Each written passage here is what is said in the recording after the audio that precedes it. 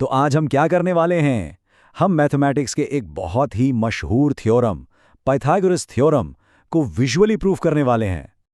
अच्छा, हम सब ने ये फॉर्मूला तो पढ़ा ही है, a² + b² = c²। मगर सवाल ये है कि ये हमेशा सच क्यों होता है? इसके पीछे वजह क्या है? चलें आज इसी का जवाब ढूंढते हैं। तो इस प्रूफ के लिए हमारा स्टार्टिंग पॉइंट क्या है? हम शुरू कर रहे हैं एक ऐसी शेप से जो सदियों से ज्योमेट्री की बुनियाद रही है, यानी एक ट्रायंगल। देखिए, स्क्रीन पर हमारे पास एक सिंपल सा राइट एंगल्ड ट्रायंगल है जिसे हम नाम दे रहे हैं ABC। इसका जो राइट एंगल है वो है वर्टेक्स A पर, बिल्कुल साफ नजर आ रहा है।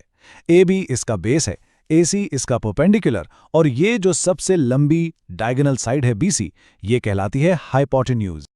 ठीक है, तो हमारी बुनियादी शेप तैयार है। अब देखते हैं कि ये थ्योरम असल में कहता क्या है, मतलब हमें साबित क्या करना है, हमारी मंजिल क्या है।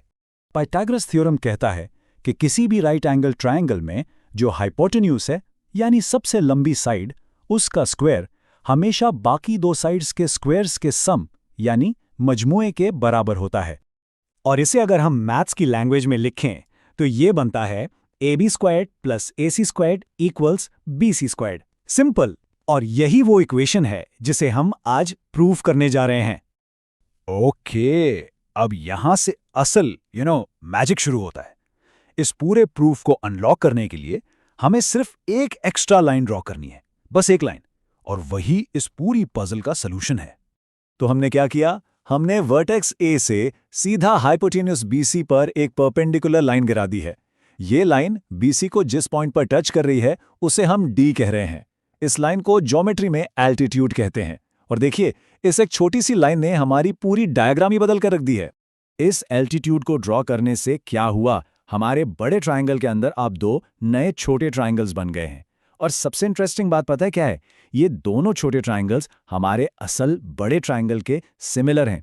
अब सिमिलर का मतलब क्या है ज्योमेट्री में? इसका मतलब है कि इनकी शेप बिल्कुल एक जैसी है, एंगल सेम है, बस साइज छोटा बड़ा हो सकता है। चलें पहले इस छोटे वाले ट्रायंगल पर फोकस करते हैं, ट्रायंगल ABD। इसे यहां अलग रंग से हाईलाइट भी किया गया है ताकि साफ नजर आए। अब ये प्रूव किया जा सकता है, और ये है भी, कि ये छोटा ट्रायंगल ABD हमारे बड़े ओरिजिनल ट्रायंगल CBA के सिमिलर है। और क्यों है? क्योंकि इन दोनों ट्रायंगल्स के दो एंगल्स आपस में बराबर हैं, और जब भी किसी दो ट्रायंगल्स के दो एंगल्स बराबर हों तो उन्हें हम AA सिमिलैरिटी की बुनियाद पर सिमिलर कहते हैं। ठीक है, अब दूसरे छोटे ट्रायंगल की बारी। यह है ट्रायंगल ACD। इसे भी देखिए, एक अलग रंग में हाईलाइट कर दिया गया है। और बिल्कुल पहले की तरह ही ये वाला ट्रायंगल यानी ACD, ये भी हमारे ओरिजिनल बड़े ट्रायंगल CBA के सिमिलर है। वजह बिल्कुल वही है, इनके भी दो एंगल्स आपस में बराबर हैं, तो यहां भी AA सिमिलैरिटी की कंडीशन पूरी हो रही है। अच्छा, तो अब तक हमने ज्योमेट्री की मदद से इन शेप्स के दरमियान एक बहुत इंपॉर्टेंट कनेक्शन ढूंढ लिया है। अब वक्त है इस कनेक्शन को अलजेब्रा यानी इक्वेशंस की शक्ल देने का, ताकि हम अपने प्रूफ को आगे बढ़ा सकें। तो क्योंकि ट्रायंगल ABD और CBA सिमिलर हैं, इसका मतलब है कि इनकी कॉरस्पॉन्डिंग साइड्स का जो रेशो है वो बराबर होगा। तो देखिए, हम छोटे ट्रायंगल की साइड AB को बड़े ट्रायंगल की साइड BC से डिवाइड करते हैं। ये रेशो बराबर होगा छोटे ट्रायंगल की साइड BD को बड़े ट्रायंगल की साइड AB से डिवाइड करने के। तो हमें मिल गया AB/BC = BD/AB। अब इसे सॉल्व करना बहुत आसान है, हम बस क्रॉस मल्टीप्लाई करेंगे। तो AB मल्टीप्लाई होगा AB से और BC मल्टीप्लाई होगा BD से। इससे हमें मिल गई हमारी पहली important equation, AB² = BC × BD।